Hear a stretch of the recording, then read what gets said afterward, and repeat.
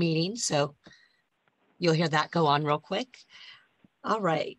This checklist committee meeting will be on Zoom via teleconference and held at the California Commission on Disability Access headquarters located at 400 R Street, Suite 312, Sacramento, California, 95811.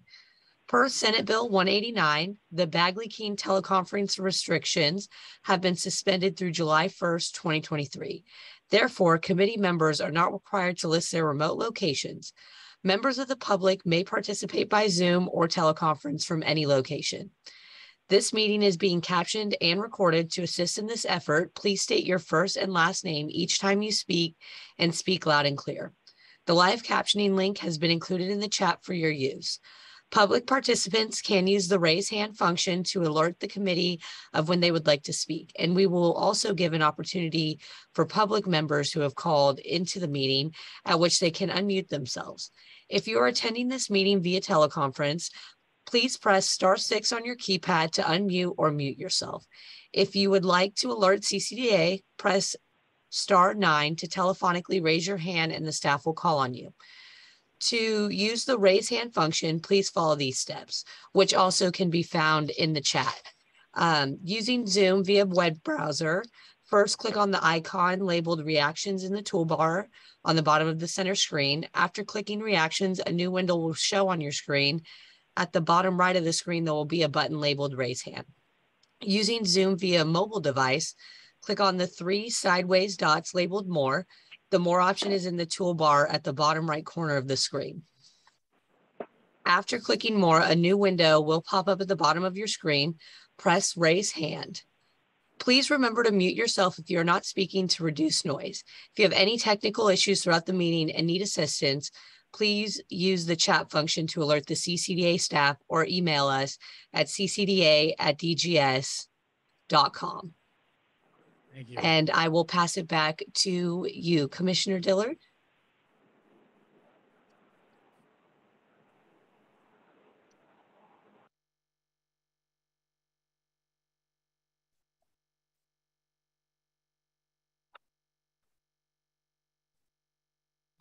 I'm sorry, maybe you did not hear me.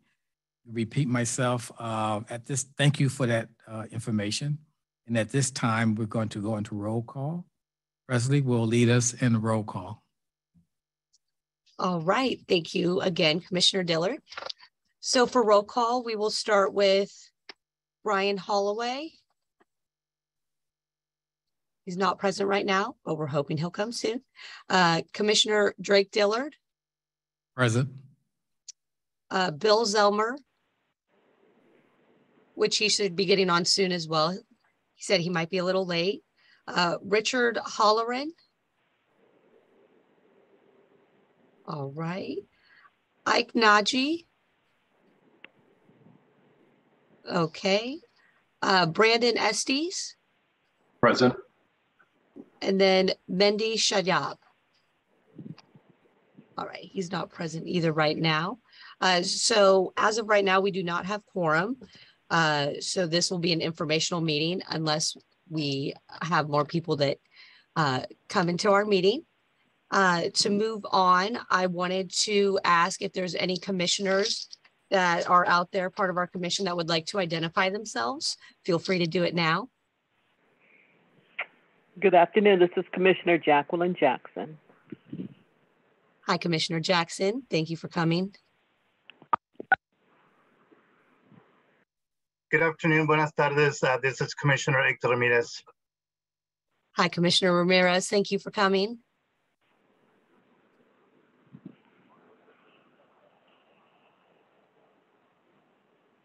All right. If there are no other members of the commission that would like to introduce themselves, I will pass it back to you, Commissioner Dillard. Thank you. And we are anticipating to have 2 other commissioners to join us shortly.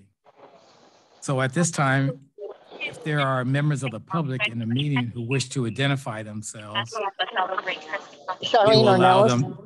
we will allow them time to do that. Charlene Ornelas from San Diego. I'm sorry, we're hearing some feedback here. Could we mute if we're not? Are we able to mute for the answer to this question. Okay, I said Charlene Ornelas from San Diego. Welcome.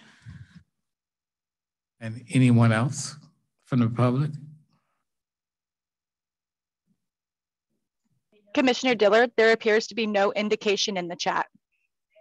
Thank you. If there's no further comments, we will move into agenda item 2, which is the approval of the March 23rd meeting minutes. Hopefully everyone had a chance to look at the checklist committee minutes. I would like to hear if there's any questions or if there's a motion to approve the minutes. That's correct. I just been reminded we don't have a quorum, so we cannot take a motion to approve the minutes until we have that. That being the case, we should go to agenda item 3, which is also approval of minutes for June 22nd. And since we do not have a quorum for that, we will continue to move down the agenda and maybe come back to these once we have a quorum to agenda item 4. This is comments from the public on the issues not on the agenda. If there's any comment from the public on the issues that are not on the agenda, this is the opportunity to speak. I would refer to staff to identify people who have alerted us on Zoom for this. Commissioner Dillard, there appears to be no indication in the chat. We're just zooming along here. Thank you. I'm now moving down to agenda item 5. Assembly Bill 2917, Disability Access Internet Website, Parking Lots, Exterior Path of Travel Update and Discussion.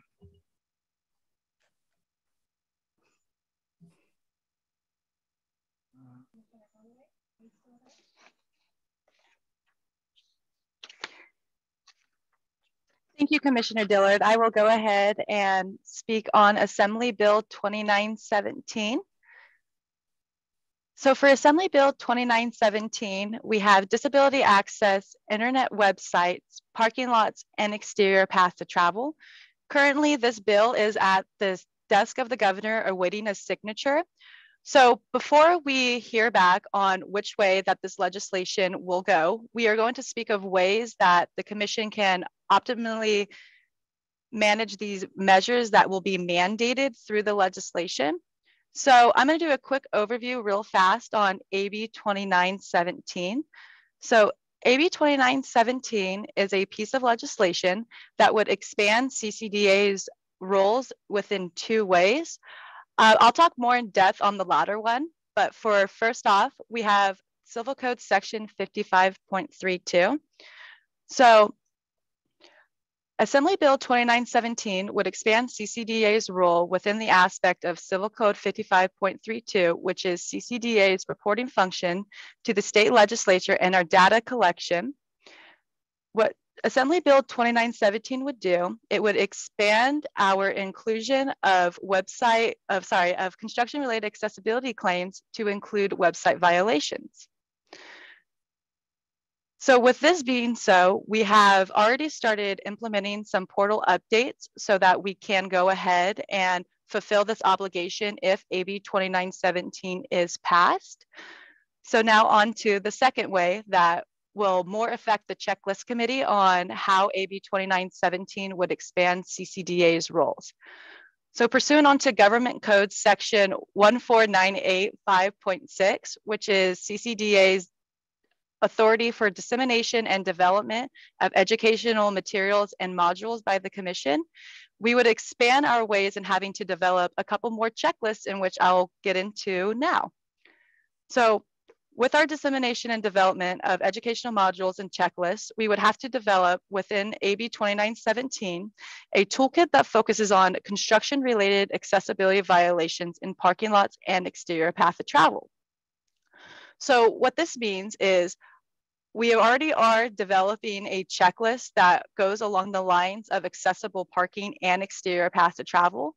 The checklist committee actually has devised work groups that are furiously at work right now, completing drafts in which we are on track to have completed by next year in order to fulfill a separate obligation. So if AB 2917 does pass and is codified into law, we will already have fulfilled that mandate of having to develop a toolkit for accessible parking and exterior paths to travel. Now, to the main one that I really want to have at the center of our conversation today is that AB 2917 would be mandating CCDA to develop a toolkit that would assist business owners on maintaining their website. So this would be a business's obligations for website compliance. More or less, this would be for a business owner to understand their obligations and how to facilitate compliance from a business's perspective. These standards for website accessibility already exist. The Department of Rehab already has a checklist that is developed. So what we would have to do for CCDA is develop a checklist that a business owner could utilize for their own website.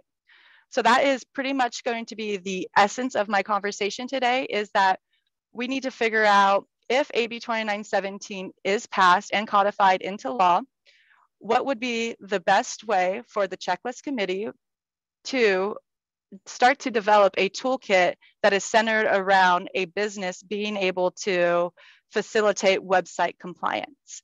And I'm going to go ahead and open up the floor back to discussion and pass it back to Commissioner Dillard. That was very informative. And I also think it's a new direction, basically having the business actually be mandated to put that on their website. So that's very nice, very good. I'm going to open it up to, are there any comments from the subcommittee members, commissioners, and other commissioners on this item? This is the opportunity for you to talk. Other commissioners? Commissioner Dillard, it appears that we have a hand raised from Commissioner Ramirez. Thank you. Please go ahead. Thank you, Commissioner. Abigail, this is kind of interesting to me because I recognize that we've had standard code at the federal level mandated, particularly guidelines. In this particular bill, I wasn't completely clear when they say businesses, if there was actual like a clear definition of what that is. Like we know, for example, that all entities that contract with federal and state agencies have to be ADA compliant, and they have to have the W3 standards.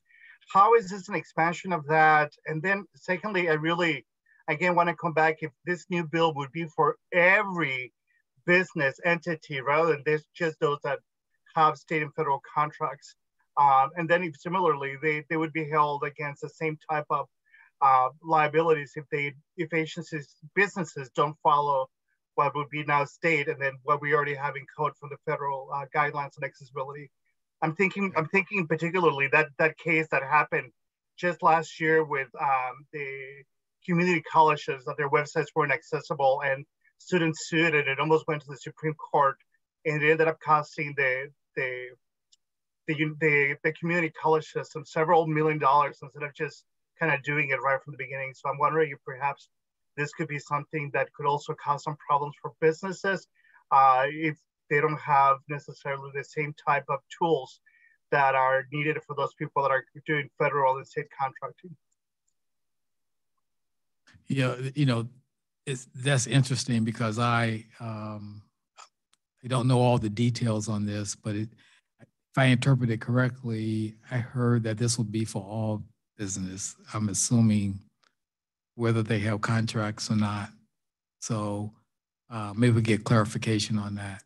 But that's what I heard. Yeah, and I'm getting the thumbs up here. So good, thank you. Any other comments from the other commissioners and subcommittee members? If not, I'm going to move to the second opportunity for the public. Commissioner Dillard? Yes, I'm sorry. My apologies. We have a hand raised from a public participant. Memory question. Sure. Again, I'm looking for the exact answer. What sport did Abe Lincoln play before Someone need to mute their speaker. Thank you. So at this time, we're going to go to the public for comments. Okay. Was the raised hand mine? This is Charlene. Yes, it was Charlene. Okay, want to make sure. Yes, all websites need to be accessible because whether it be hospitals, schools, or a business itself, everything needs to be accessible. And when it's not, then I'm being limited from, as a blind person, from having access that everybody else has. Thank you. Thank you. Do we have any other comments from the public? Commissioner Dillard, there is no indication in the chat of any other public member that would like to comment on this agenda item. Thank you. We're going to move to agenda item 6. This item is the Disability Access and Education Revolving Fund update and discussion. I believe Phil is going to lead us in this discussion. Phil? Yes, that's correct. Thank you, Commissioner Dillard. And welcome, everybody. I want to talk to you a little bit about the Disability Access and Education Revolving Fund. And first, I want to talk about what's happened so far, or what's occurred thus far. We did initial outreach to some of the cities around California, public works and accounting departments more specifically. And the common theme that we came across is that a lot of the cities weren't aware of the fund, and not only that, the vital functions of the fund, basically what the fund is for. And so what we at CCDA came up with was the development of a quick reference guide, which is actually in the process of being developed. At this time, it's pretty close to complete. We're just going through more of an approval process at this point. And the purpose of the fund is to educate cities on the, the purpose of the quick reference guide that we created was to educate cities on what their allocation of the fund should be used for, and to emphasize the fund's highest priority. The fund's highest priority is CAS certification, training, and retention. And again, in our conversations with the cities, and for those of you who don't know, CAS, they're Certified Access Specialists. A lot of cities didn't know that that was the purpose of the fund. And again, that was for certification, training, and retention of those CAS. So again, we are taking that information. We have a phased approach. What we're doing is we're going to do some outreach to the cities with this quick reference guide. We're also going to do, we call it a roadshow, where we're going to go out and do some education. This is in 2023. We're going to do some. We're going to go to some different cities around California and bring the information to the cities in the form of the quick reference guide, additional training materials, and more of a Q&A type of session, more of a discussion setting. So that is to be. So look out for that coming in 2023. What I'd like to pose to the commission today is the ideal format for the quick reference guide. What would be the ideal format that we could take this information to the cities? If we were to take this, would you, what the recommendation of the committee, would it be to do more of a quick like a paper educational materials, or would you think more along the lines of a video presentation? Just kind of looking to the committee to give us a little bit of any advice or recommendations you would have on the delivery of this material to the different cities around California. Again, we are going to get out on the road and get to these cities and have these conversations, but what do you feel would be helpful for, or things that we should be thinking about when we're developing these materials, these additional education materials, in addition to the quick reference guide that we already have? And I'll turn this back over to Commissioner Dillard, if you can, maybe pose that to the commission for a discussion. Thank you. So at this time, let me open it up to the commissioners for their comments and respond to anything that you heard during the presentation, as well as the question put before us as well. So at this time. Okay. Yeah. So let's open it up to the other commissioners for comments.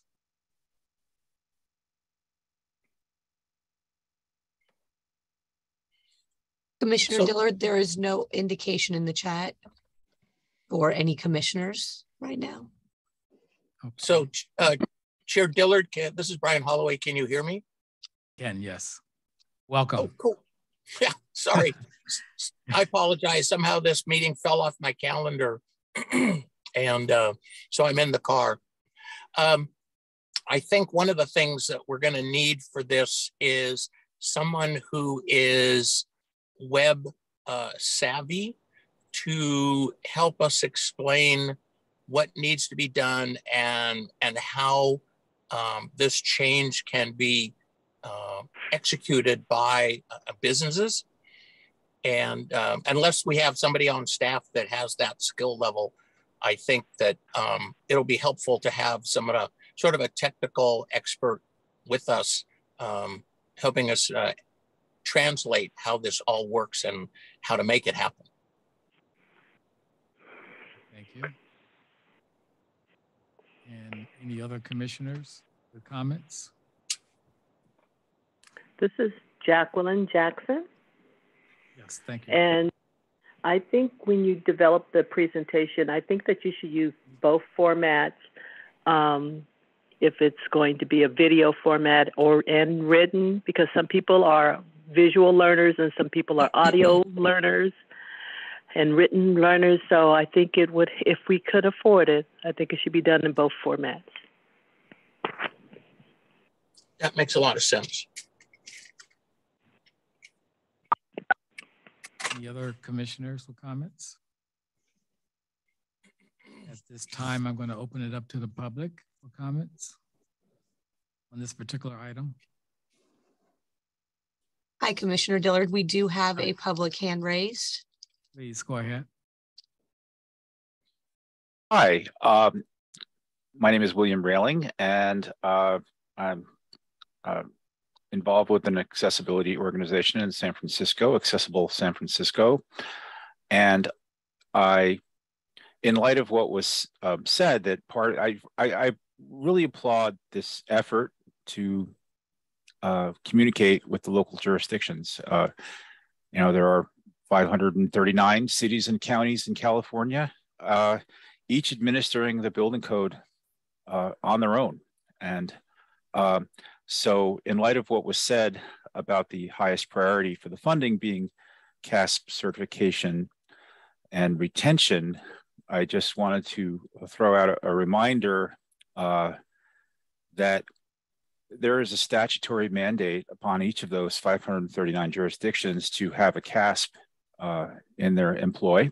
And phase 2 of that, of course, I'm sorry, I don't have the citation, it's within the CRASCA.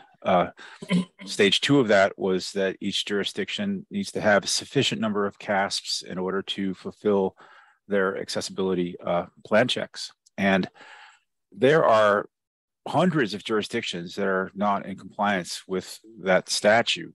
And so anything that the CCDA can do to encourage more jurisdictions to get more of their employees certified and retain the CASP that they have would be really great. Because right now there's the entire CASP program only has 800, and many of them are not involved with local jurisdictions. And then there are large jurisdictions that have a number of CASPs on. So I think just looking at the numbers, it's clear that there are many jurisdictions that don't have a CASP on staff at all, for inspections and other purposes. So this is a great effort, and we applaud it, and good luck with it. And thank you very much. Thank you.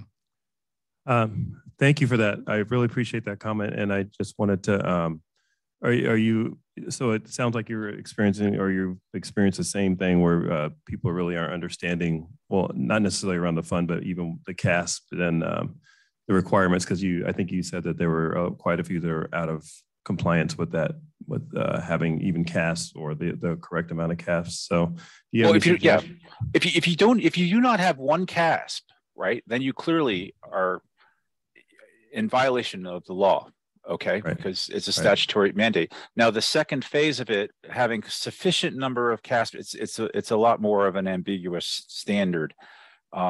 So I think initially, just to try to ensure that every jurisdiction has at least one, and I do realize the world's becoming more complex. Many cities are using outside plan checking services. It's possible that if the outside plan checking services are providing, sufficient CAS, that might be considered sort of substantial compliance with this statute. But in general, I think the success of the CAS program and the future of accessibility in California really depends on having public sector CASPs in all the jurisdictions. So I think whatever can be done to try to encourage that is just a good thing. I'm sure everyone agrees with that. Thank you. Thank you. Before we move to agenda item 7, I would like to go back to see our status with the quorum.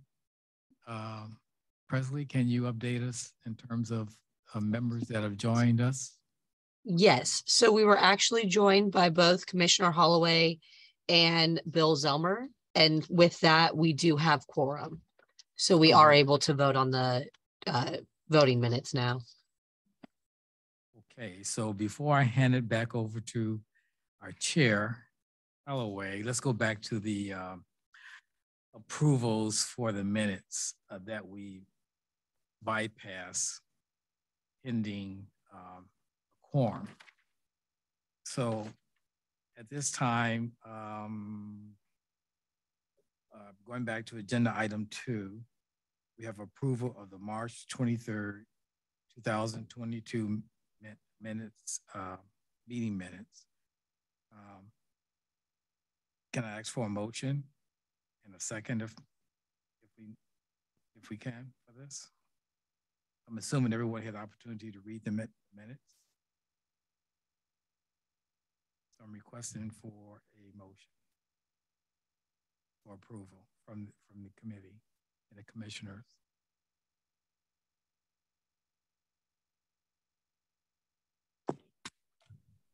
The chair cannot do it.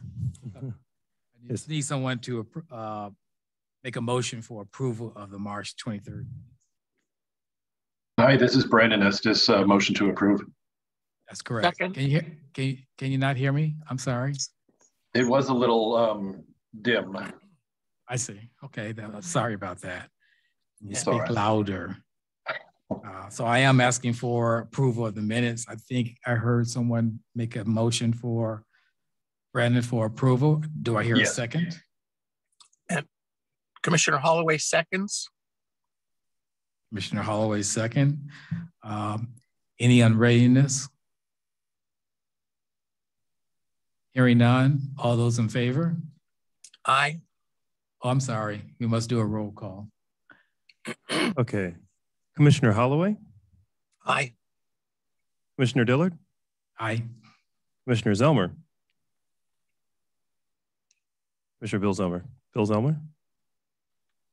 Bill Zelmer? I think Bill's there. Bill, can you hear us? I can come back to him. Brandon? Aye. Thanks. Hmm? Bill Zelmer? Bill Zelmer. Yes. Can you hear me okay? We can now. Thanks. Yes, I agree with the motion. Thank you. So the motion passed. Okay. And we're going to go. Commissioner Dillard? Yes.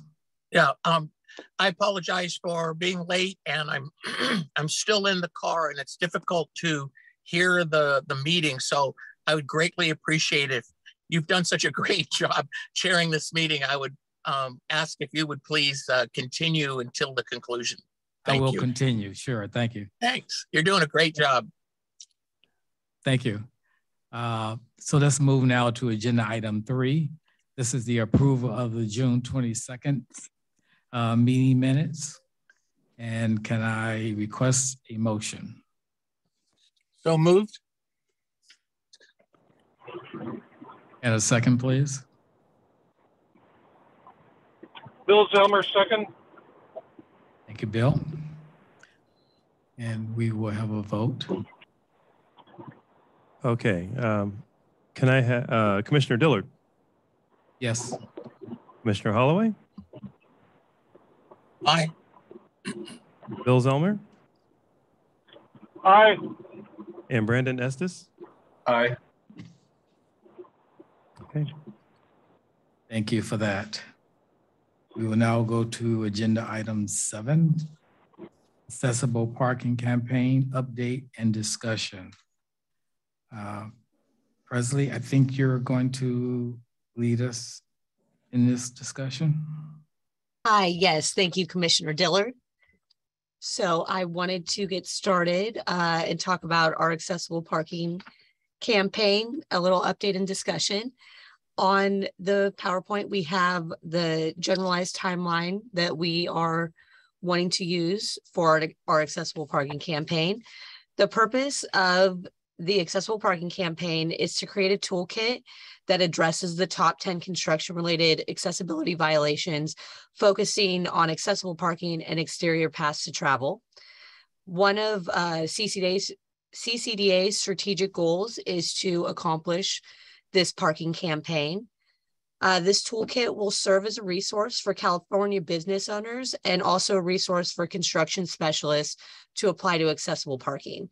Currently, we are creating drafts with specific content for both the business owners and the construction specialists, and we will be putting these drafts into a program that manages our CCDA project timelines. So that's a little gist of our accessible parking campaign, and I will pass it back to you, Commissioner Dillard, for anyone who has any questions or comments. Presley, can I request, if possible, before we get into discussion, just to enlarge the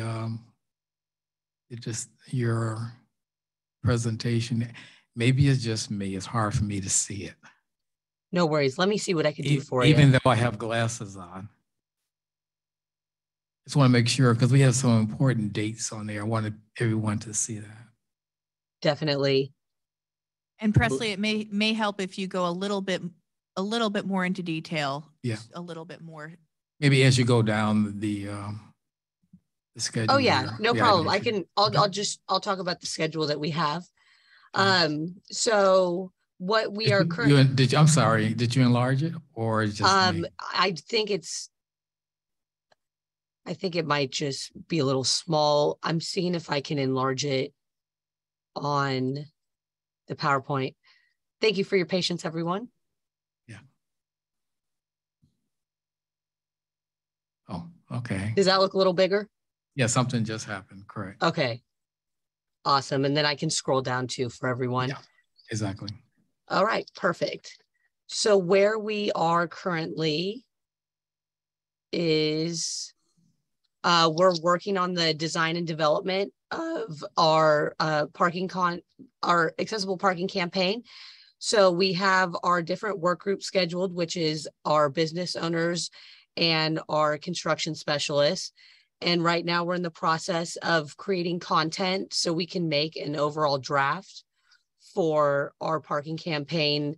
And each group has specifics on what they're focusing on and then kind of a generalized realm.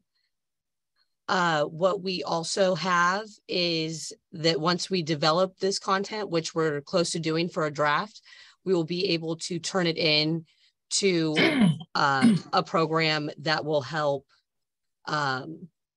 focus on keeping our strategic goals in place.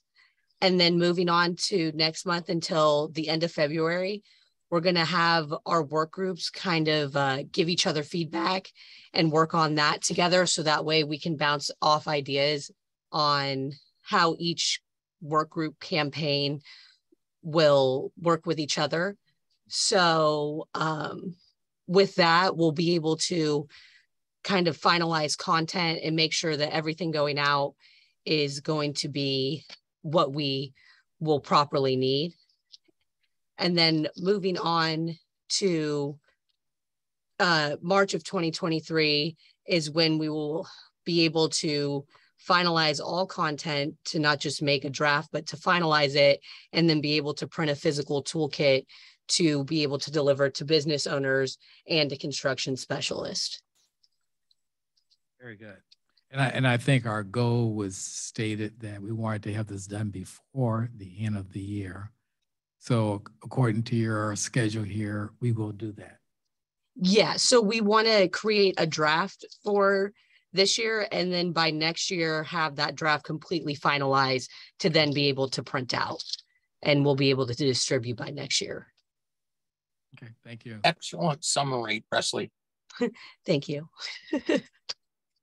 So at this time, are there any comments from the other commissioners and committee, subcommittee members?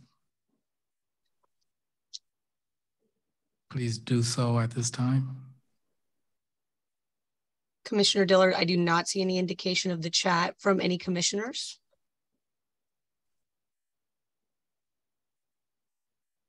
Not hearing any, we're going to move to the public. If they have any comments as well.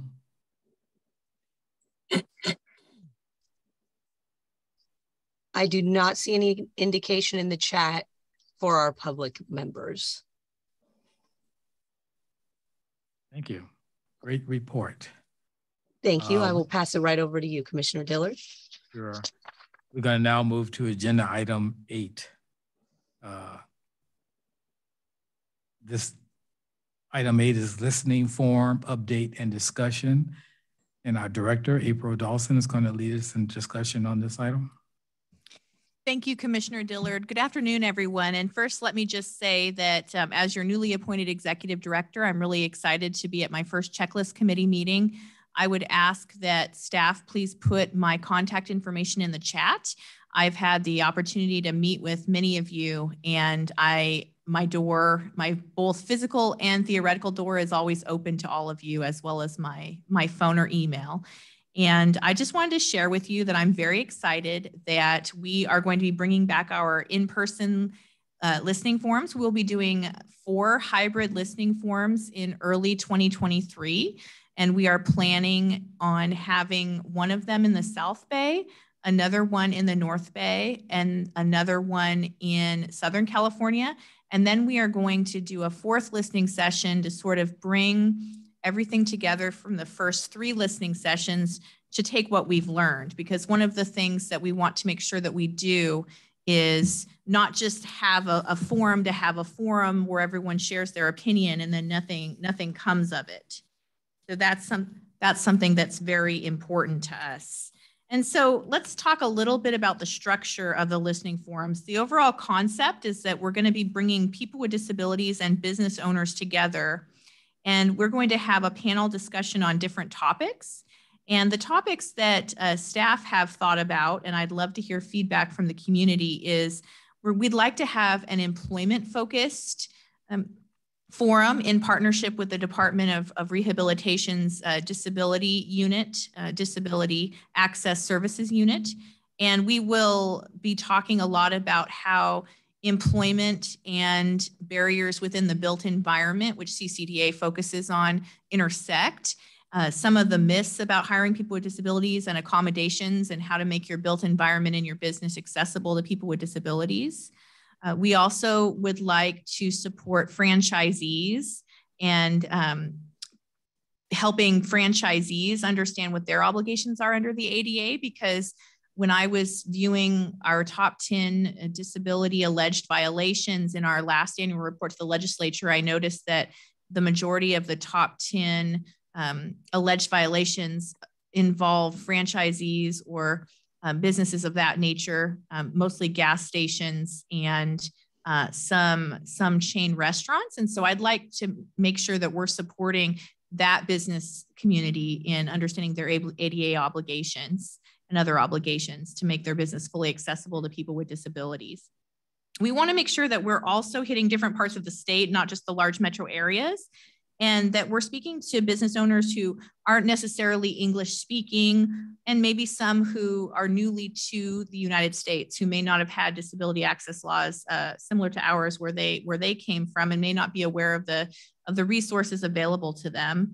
And we're talking to different partners such as independent living centers, DOR field offices, and nonprofit hubs, business hubs, to be able to identify locations to host the meetings. So we have had 3 meetings along with our Department of Rehabilitation partners. And our next step is going to be identifying locations and speakers and firming dates.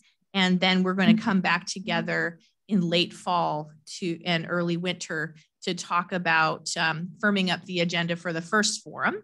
And right now our plan is to have the first one in March 2023, the second one in May, June 2023, and the third one in August, September, with the fourth culmination happening in October 2023 to culminate, excuse me, not October 2023. Yes, October 2023. Excuse me, I was correct, to culminate around the full commission so that the commissioners can talk about what their opinions are about this as well. And with that, I will turn it back to you, Commissioner Dillard, for questions. And I also can confess, in terms of listening, I've had the opportunity to sit down with the director, and she's been listening. I appreciate that. She has an ear for new ideas and what can we do to improve what we do. And so I appreciate that. So it's listening, not just for other people, but for us as well. Thank you. Yeah. So at this time, do we have any comments from other commissioners or subcommittee members? Commissioner Dillard, I do not. Oh, Commissioner Ramirez has his hand raised. Please go ahead. Yes, thank you, Commissioner Dillard. I really want to, first of all, thank April. Definitely, I had an opportunity to meet together and really have an in-depth conversation. And this particular type of forum, I think, really goes in line with the state's reopening and rebuilding, particularly infrastructure as we go back in line to in-person services. And the focus of having people with disabilities included in these conversations, along with the business entities, is just really, really fantastic. So I really want to point that out. And really for as you're developing, because it sounds like you have like an intersectional framework for these meetings, the goals and the population, and definitely appreciate linguistic accessibility, and cultural accessibility, which you included in there, to continue kind of expanding the conversations about what is accessibility, what is access. It's not just necessarily always about removing physical barriers, but there's attitudinal resource barriers that are also in the way that oftentimes we don't think as being significant issues, not only for people with disabilities, but for business folks. But definitely COVID has changed things. So there's a lot of conversations around accessibility, particularly also for people with long COVID or high risk individuals. So I want to just kind of keep that in mind as we continue to expand the work of this commission and the needs of the community. Particularly our business folks, trying to really figure out how to best navigate the environment to also serve those individuals who are directly at high risk of COVID or have been impacted by COVID, but still are utilizing our business sector, either as entrepreneurs or going in there and spending our money. So I again want to thank you for expanding on that and really continuing to have those conversations. Today, by the way, was President Joe Biden's, he did a presentation at the Americans with Disabilities Act up in Washington, D.C. And so in it, he really talked about the need to continue to expand that definition of services and realizing that some of our current legislation around disabilities is the bottom or the floor. So there's still a lot of work to be done to keep going higher. Thank you. Thank you for those comments. Any other commissioners?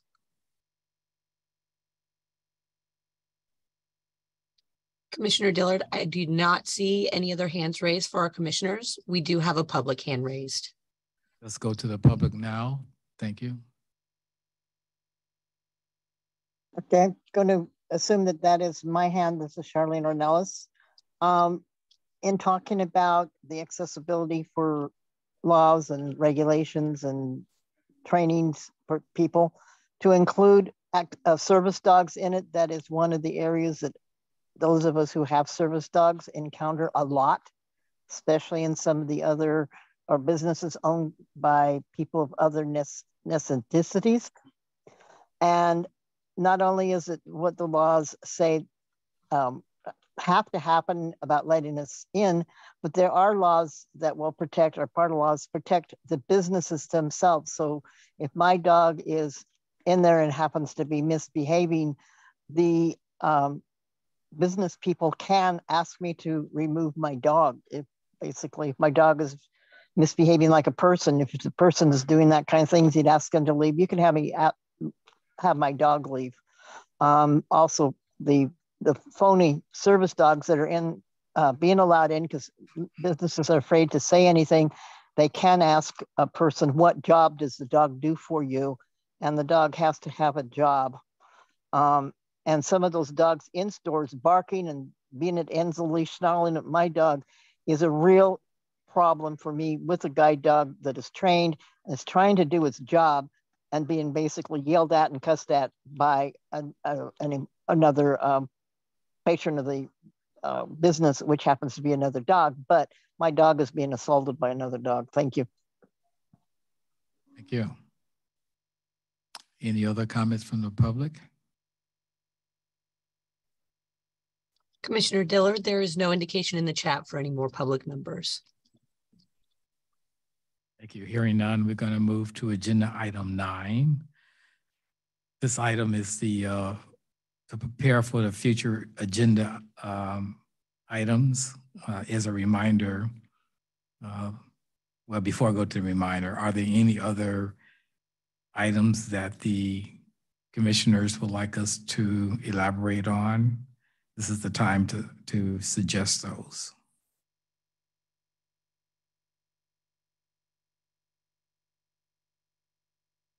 Commissioner Dillard, we do have Commissioner Ramirez with his hand raised.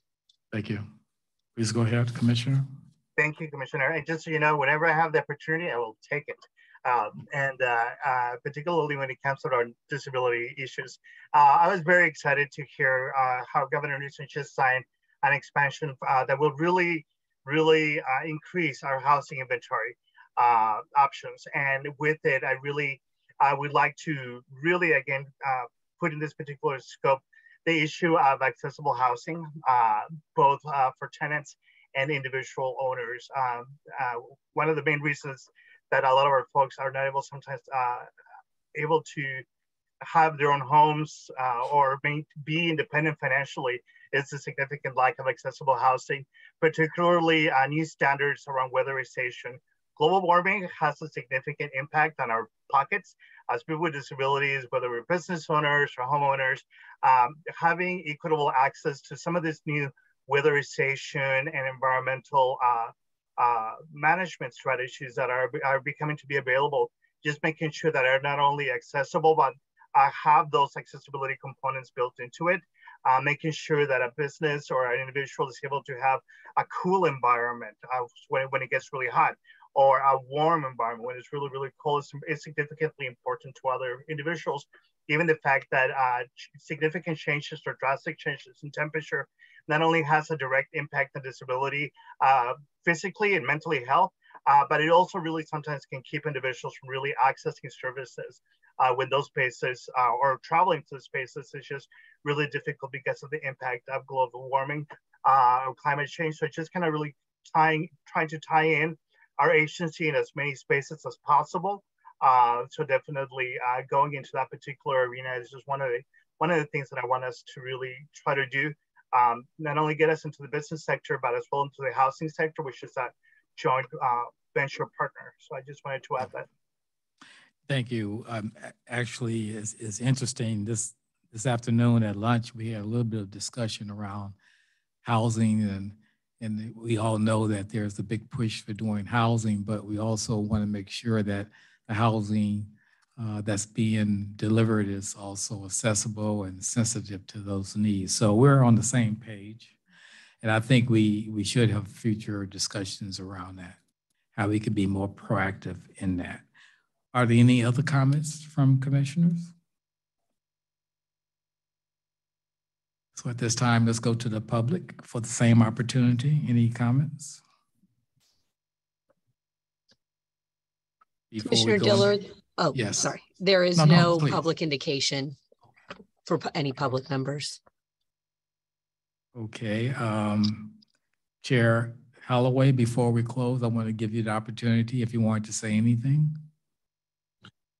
I'm back on the phone because my iPad died. I just wanted to thank everybody for today's meeting, and especially Commissioner Dillard for running it for me. And I apologize for not being in attendance and the difficulties, the technical difficulties I've had trying to listen in. So anyway, thank you. Thank you. So at this time, we go to agenda item 10. I am now making a motion to adjourn the meeting. Is there a second? Second by Holloway. Can we go to a vote for that? Okay, Commissioner Holloway? Aye. Commissioner Dillard? Aye. Brandon Estes? Aye.